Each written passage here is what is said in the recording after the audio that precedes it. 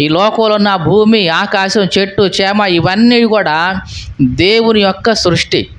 నీకు బోధ కలిగించడం కోసం దేవుడు వీటన్నిటినీ వాడుకుంటాడు.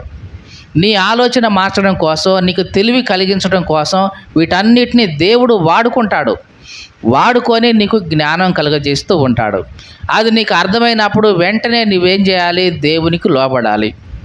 ఆకాశాన్ని చూసినప్పుడు ఇంత విశాలమైన ఆకాశాన్ని కలుగజేసిన దేవుడు నిజంగా ఎంత గొప్పవాడో అనే ఆలోచన నీకు కలిగిస్తాడు ఆయన.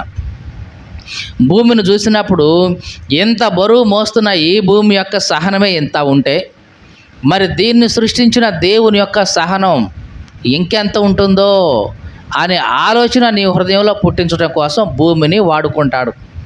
అలాగే ఈ లోకంలో ఉన్న ప్రతి జంతువుని, పక్షిని, పాకే పురుగును సహా దేవుడు వాడుకొని నీకు జ్ఞానం కలిగించాలి, ఆలోచన కలిగించాలి.